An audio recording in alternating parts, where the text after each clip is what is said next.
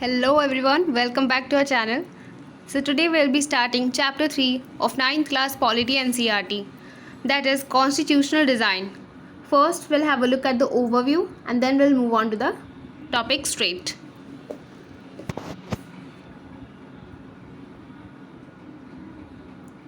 We noted in the previous chapter that in a democracy the rulers are not free to do what they like. There are certain basic rules that the citizens and the government have to follow. All such rules together are called constitution. As the supreme law of the country, the constitution determines the rights of citizens, the powers of the government, and how the government should function. In this chapter, we ask some basic questions about the constitutional design of a democracy. Why do we need a constitution? How are the constitutions drawn up? Who designs them and in what way? What are the values that shape the constitutions in a democratic states? Once a constitution is accepted, can we make changes later as required by the changing conditions? One recent instance of designing constitution for a democratic state is that of the South Africa. We begin this chapter by looking at what happened there and how the South Africans went about this task of designing their constitution. Then we turn to how the Indian constitution was made, what its foundational values are, and how it provides a good framework for the conduct of citizens' life and that of the government. Democratic constitution in India.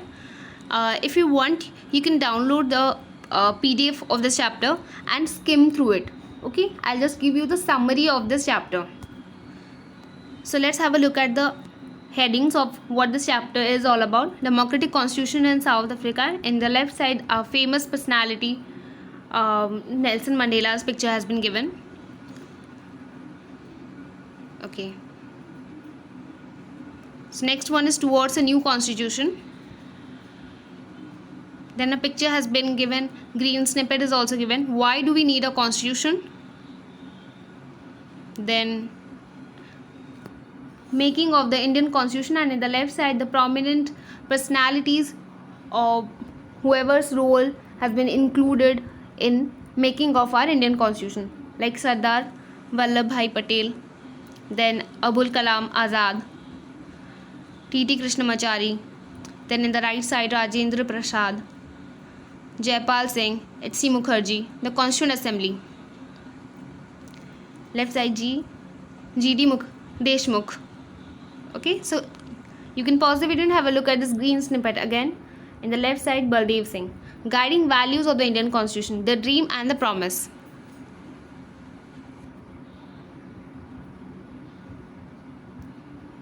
Here a small speech has been given.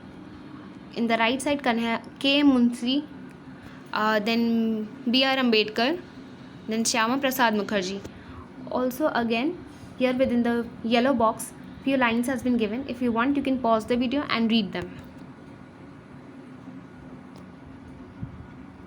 Then in the left side, Jawaharlal Nehru, his speech, Sarojini Naidu, Somnath Lahiri, and then again another green snippet. Then philosophy of the constitution. Okay, so here preamble of the US has been given, and below preamble of South Africa has been given. Okay, if you want, you can pause the video and have a look at it.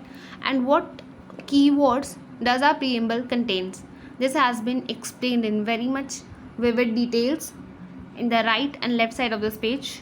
You can have a look at this, and these are the raw words of our preamble. If you want a video on the preamble of our Indian Constitution, please do let me know in the comment section. So I'll make a video on this topic because it is very, very important. But for now, for the time being, I'll skip this. Okay, here another green snippet, institutional design. Then glossary. Glossary is very, very important. Please pause the video and read or skim them once. If you've got any doubt, please do let me know in the comment section. So now we'll discuss what this chapter all about.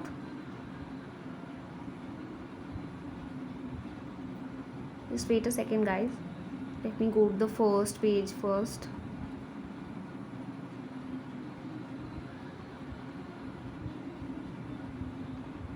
Okay, so we are back. to this chapter's first page. So this chapter explains the importance and purpose of a constitution in a democratic country. It highlights how a constitution establishes fundamental rules, defines the relationship between citizens and government, and outlines the structure and powers of the government. The chapter also explores the key values and principles that guided the making of the Indian constitution, emphasizing concepts like sovereignty, socialism, secularism, democracy, and republic. Key aspects covered in the chapter. Why a constitution? The chapter explains that a constitution is essential for a democratic society as it provides a framework for governance, protects citizens' rights, and ensures a stable and just society. Making of the Indian Constitution. It discusses the process of drafting the Indian Constitution, highlighting the role of the Constituent Assembly, the drafting committee led by Dr. B.R. Ambedkar, and key principles and values that were incorporated. Key principles. The chapter delves into the meaning and significance of key constitutional principles. Sovereign. India is an independent nation free from external control. Socialist. The government works towards reducing inequalities and promoting fair distribution of wealth. Secular. The state maintains neutrality in religious matters and ensures equal respect for all religions. Democratic. Citizens have the right to participate in governance through elections and hold their representatives accountable. Republic. The head of state is elected, not hereditary. Values and aspirations. The chapter emphasizes that the constitution reflects the values and aspirations of the Indian people for a just and equitable society. Amendments. It also touches upon the provision for amending the constitution to adapt to changing needs and circumstances. So thank you so much, guys. That's all for today's class. So please do let me know if you've got any doubts in the comment section. Thank you so much.